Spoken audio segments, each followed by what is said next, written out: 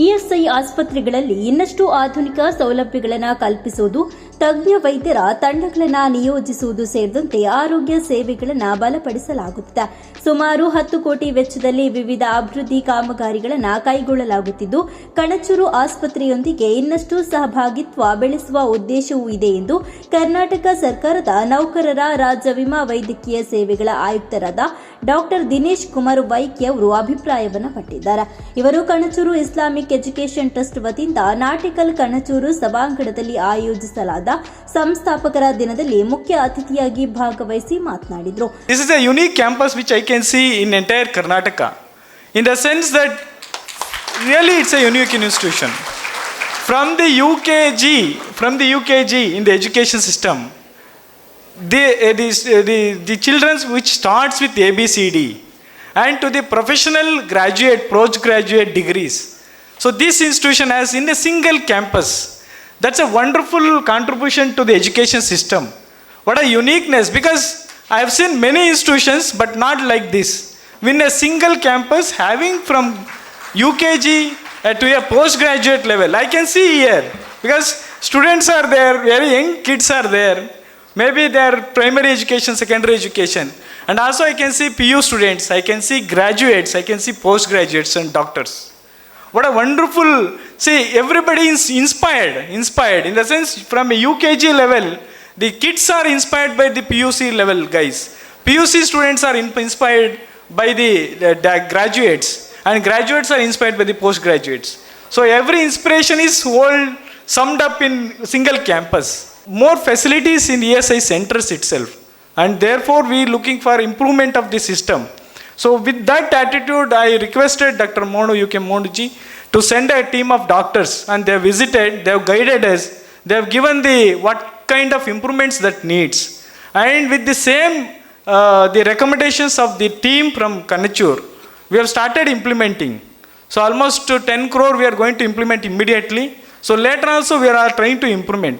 So with that, actually we wanted to have an association with them. So we wanted to have a greater association with them in transforming our ESI hospitals to a greater level. So on the same occasion, I was also part of Vanamotsava. In fact, actually Vanamotsava is very close to forest department, as you know. Because we need to save nature, we need to conserve nature, we need to protect nature because of lot of global events. ಬಳಿಕ Kanachur academy of general education ಸಲಹಾ ಸಮಿತಿ chairman ಹಾಗೂ ಕಣ್ಣೂರು ವಿಶ್ವವಿದ್ಯಾನಿಲಯ ಹಾಗೂ ಕ್ಯಾಲಿಕಟ್ ವಿಶ್ವವಿದ್ಯಾನಿಲಯದ ವಿಶ್ರಾಂತ ಕುಲಪತಿ professor doctor M Abdul Rahman ಅವರು ಮಾತನಾಡಿ, ಮಕ್ಕಳು ಪ್ರಕೃತಿಯೊಂದಿಗೆ ನಿಕಟ ಸಂಪರ್ಕವನ್ನ ಹೊಂದಿ ಬೆಳೆಯಬೇಕು. ವನ ಮಹೋತ್ಸವವು ಕೇವಲ ಗಿಡ ನೆಡುವ ಕಾರ್ಯಕ್ರಮವಲ್ಲ, ಅದು ಜೀವನ ಮೌಲ್ಯಗಳನ್ನು ಕಲಿಸುವ ಪ್ರಾಯೋಗಿಕ ಪಾಠವಾಗಿದೆ. 2004ರಲ್ಲಿ ಈ ಆವರಣದಲ್ಲಿ ನೆಡಲಾಗಿದ್ದ 4 ಸಸಿಗಳು ಇಂದು ಬೃಹತ್ ಹೆಮ್ಮರಗಳ ಬೆಳೆದಿರುವುದನ್ನು ಉದಾಹರಣೆಯಾಗಿ ಉಲ್ಲೇಖಿಸಿದ ಅವರು, ಸಣ್ಣ ಪ್ರಯತ್ನಗಳೇ ಭವಿಷ್ಯದಲ್ಲಿ ದೊಡ್ಡ ಬದಲಾವಣೆಗೆ ಕಾರಣವಾಗುತ್ತವೆ ಅಂತ ಹೇಳಿದ್ದಾರೆ. Throughout the country from 86 onwards, Manohotsava is being celebrated, and now Moni has taken it up as a challenge to see that sufficient number of saplings are planted here. At the same time, with education to younger generation, they should learn how to keep up the environment alive. But very painful thing is, even with all that, everyone is writing articles, giving speeches, experiment is going on, we are going on destroying the nature. And today and yesterday paper, if you see, government of Karnataka is planning a tunnel in the Agumbe, railway track, all these are going to destroy further the Western Ghats. The expert should see that this further destruction should not take place in the name of development. I am talking 2004. We planted 4 saplings. Myself, Monu, the principal of the school, and I have forgotten the other person. So then only I understood, now he has taken it as a mega scale.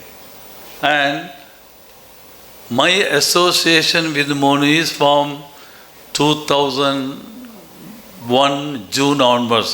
So we are completing quarter century. Thank you, Monu, for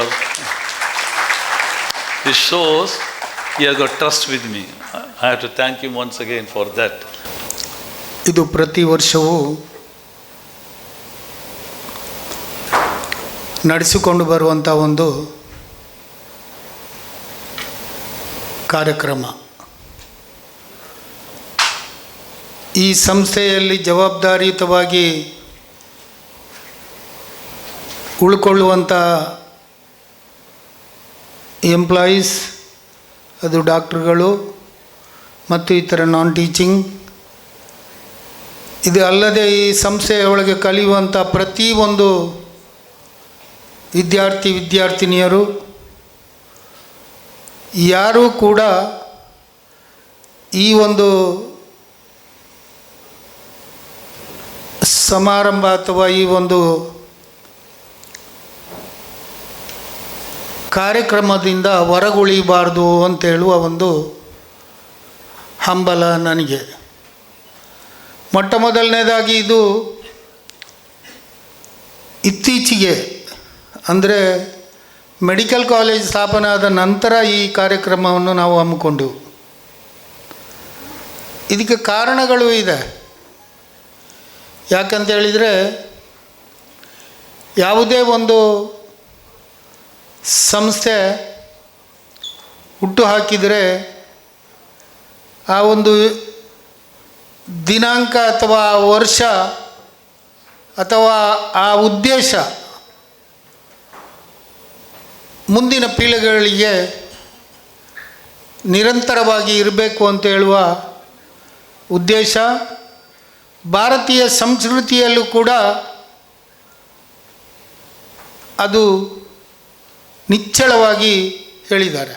ಇನ್ನು ಈ ಸಂದರ್ಭದಲ್ಲಿ Kanachur Islamic education trust ನಿರ್ದೇಶಕರಾದ ಅಬ್ದುಲ್ ರೆಹಮಾನ್, ಟ್ರಸ್ಟಿಗಳಾದ Sahada Rehman, Umaya Banu Arif, Farida Nazir, doctor Abida Ashim, Kanachur health sciences ಸಲಹಾ ಮಂಡಳಿ, ಕಣಚೂರು ವೈದ್ಯಕೀಯ ವಿಜ್ಞಾನ ಸಂಸ್ಥೆ ಅಧ್ಯಕ್ಷರಾದ doctor Mohammed Ismail Hejamadi, Kanachur health sciences ಸಲಹಾ ಮಂಡಳಿ ಸದಸ್ಯರಾದ ಡಾಕ್ಟರ್ ಎಂ ವೆಂಕಟರಾಯ ಪ್ರಭು, ಮುಖ್ಯ ಆಡಳಿತ ವೈದ್ಯಾಧಿಕಾರಿ ಡಾಕ್ಟರ್ ರೋಹನ್ ಎಸ್ ಮೊನಿಸ್, ಕಣಚೂರು ವೈದ್ಯಕೀಯ ವಿಜ್ಞಾನ ಸಂಸ್ಥೆಯ ಡೀನ್ ಡಾಕ್ಟರ್ ಶಹನವಾಜ್ ಮಣಿಪ್ಪಾಡಿ ಸೇರಿದಂತೆ ಹಲವರು ಉಪಸ್ಥಿತರಿದ್ದರು. ಇನ್ನು ಕಣಚೂರು ಇಸ್ಲಾಮಿಕ್ ಎಜುಕೇಷನ್ ಟ್ರಸ್ಟಿನ ಸಂಸ್ಥಾಪಕರ ದಿನಾಚರಣೆ ಅಂಗವಾಗಿ ವಿವಿಧ ಗ್ರಾಮ ಪಂಚಾಯಿತಿಗಳ ಸಹಯೋಗದಲ್ಲಿ ಆಯಾ ಪ್ರದೇಶಗಳಲ್ಲಿ ಒಟ್ಟು 500 ಗಿಡಗಳನ್ನು ನೆಡಲಾಯಿತು. ಕಾರ್ಯಕ್ರಮದಲ್ಲಿ ಕಣಚೂರು ಇಸ್ಲಾಮಿಕ್ ಎಜುಕೇಷನ್ ಟ್ರಸ್ಟಿನ ಅಧ್ಯಕ್ಷರನ್ನ ಸನ್ಮಾನಿಸಿ ಗೌರವಿಸಲಾಯಿತು.